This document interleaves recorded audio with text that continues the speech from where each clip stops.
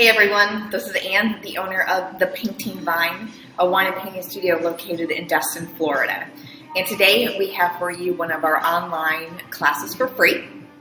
And today we're going to teach you how to do some impressionist dandelions in the wind. Before I begin, let me go ahead and explain how you can use this video.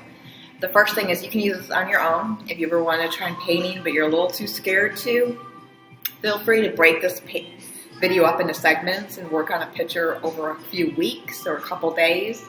All our paintings are intended for you to be completed within a few hours, so they're not robustly complicated. You can also host your own wine and painting party at your own house. Invite a whole bunch of friends over, throw YouTube up on your big screen, grab some beverages. Boom, there you got it. Okay. Before we begin, I want to go over our supply list. The first thing that you're going to need is a canvas. Now the canvases I use at my studio are bolted to a wood frame, so they're easy to be hung. They're not flat based. They're also stretched canvas, and they're also primed for acrylic or oil paint. Canvases come in various sizes. You don't have to get the most expensive canvas, especially if you're a beginner. Anything will really do. Just make sure it's primed for acrylic paints. That's the biggest thing you want to do and look for, is because the primer will help that acrylic paint go on smoother and last longer instead of getting absorbed and sucked into the material. Now the next thing that you need to get, obviously, is brushes.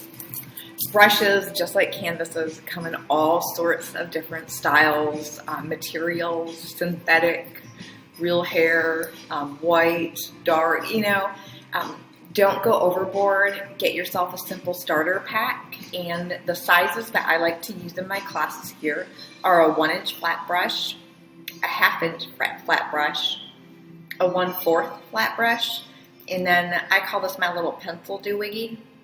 A little pencil brush. It's just a small brush, little for detail. Okay, so it can be really any size. And as you get more used to painting, you'll understand which brushes you enjoy the most. Whether it's the fine detailed ones, or if you like to go big and bold and use some really big brushes, you'll be able to customize that with the more time you paint. The next thing you're going to need is paint, of course. Now I always use primary colors.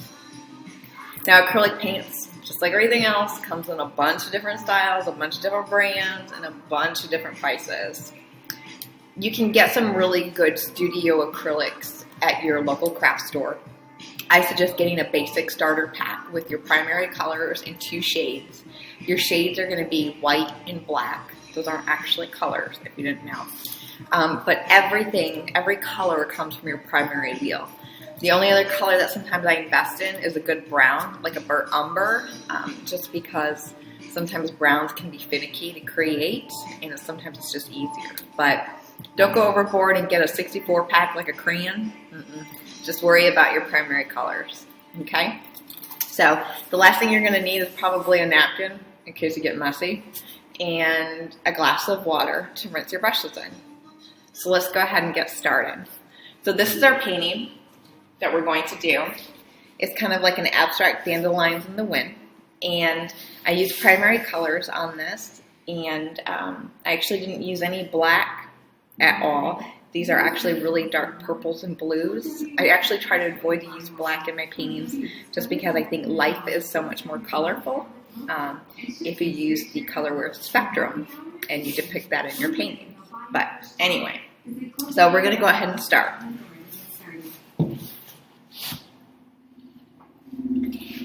So we're going to grab our canvas here, and we're going to pick up our big scary brush. And the way I always start is the way I was taught as a little girl, which was to paint what was created first on earth. So we're going to focus on our background first, okay? So for this background, I want it kind of like a purple red at the top. So I'm going to mix half red and half blue on my brush at the same time. And I'm just going to start streaking it at the top.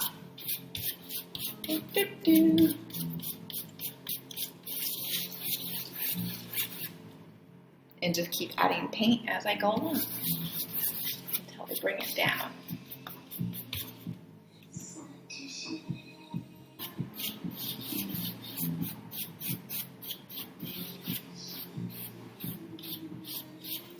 Okay, so if you notice, I'm using really long and dated brush strokes, but you don't have to. You can play around with your brush strokes. You can do circles in the background, crisscrosses. Your brush stroke is a lot like your signature. It's going to be very different from the next person. So don't think because your brush stroke doesn't look like mine that you're doing anything wrong. So we're just going to keep bringing this all the way down.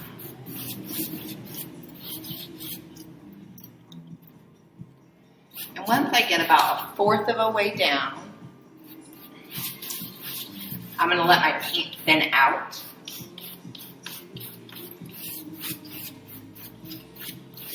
And become more streakish, if you can see that. Okay. At this point, now I'm going to add a little white and a little yellow on my brush. And I'm going to start blending it in here. That's where we kind of get that glow from. I'm going to blend that right up into my purple and my red.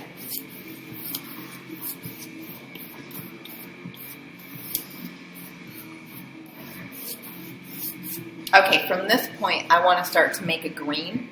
So I'm going to add a little blue and a little white on my brush. Now the reason I'm not adding more yellow is because yellow is already on the canvas. And I'm going to start spreading that on there. Now I want it more green, so now I'll add more yellow.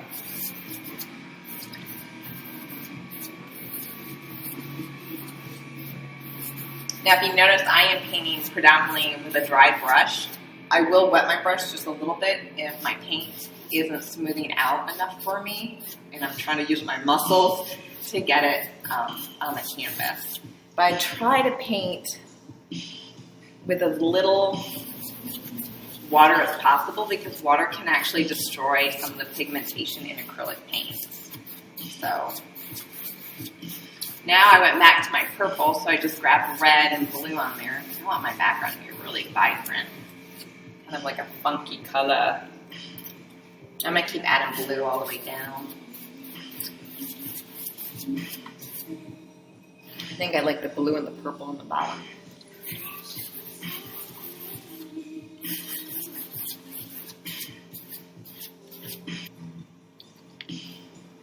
Okay, once you've got your background done, it's probably a good time to get a break, get a refill on a drink. And you're going to dip your big brush in your water at this point. So if you can see, my background is all done. It's got a whole bunch of different colors in there. Exactly kind of how I wanted it. It's a little bit different from the demo one, but I like to paint things a little bit different each time.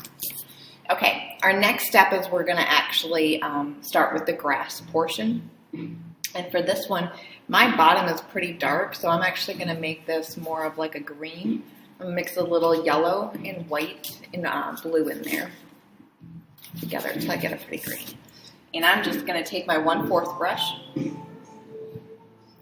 I'm just going to kind of flick it up just like grass goes. Now my brush strokes always go in the same direction nature created them. So grass is growing up from the ground, so my brush strokes are going to go up from the bottom of the painting.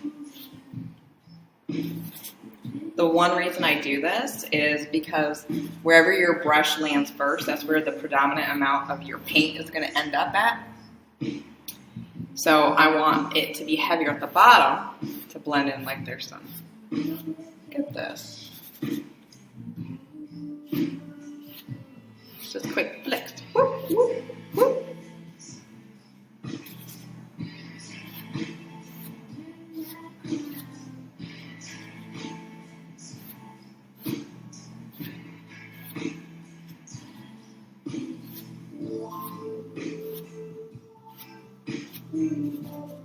I got some light blue ones in there. I kind of like that. Gives them some added dimension.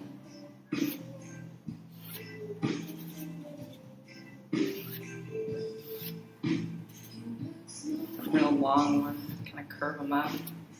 Okay. So now that I've got my grass pieces on there, I actually want to fill in my flowers. So for this portion, I'm going to keep with the green, but I'm going to bring it all the way up and make them kind of curvy. Kind of a funky. You can do as many or as little as you want. I actually think 5 is going to be good. From here, this is where the fun begins because these are just kind of like funky little circles. And that's kind of dark. I don't like that, so I'm gonna. You just make a whoop circle with your brush. You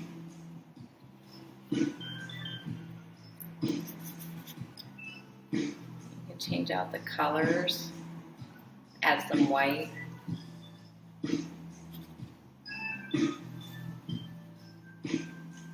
I like some red in mine.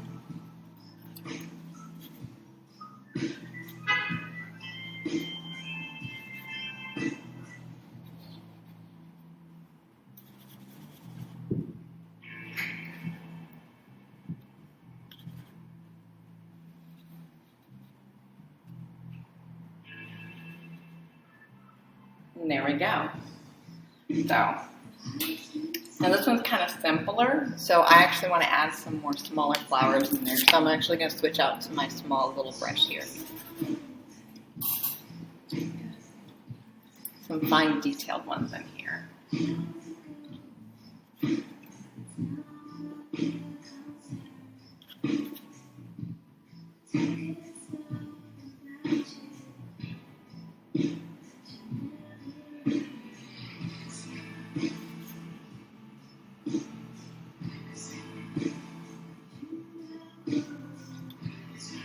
You can start accenting some of these with some more colors. If your colors got too blended in your brush stroke, you can also accent the stems. Add a little yellow here.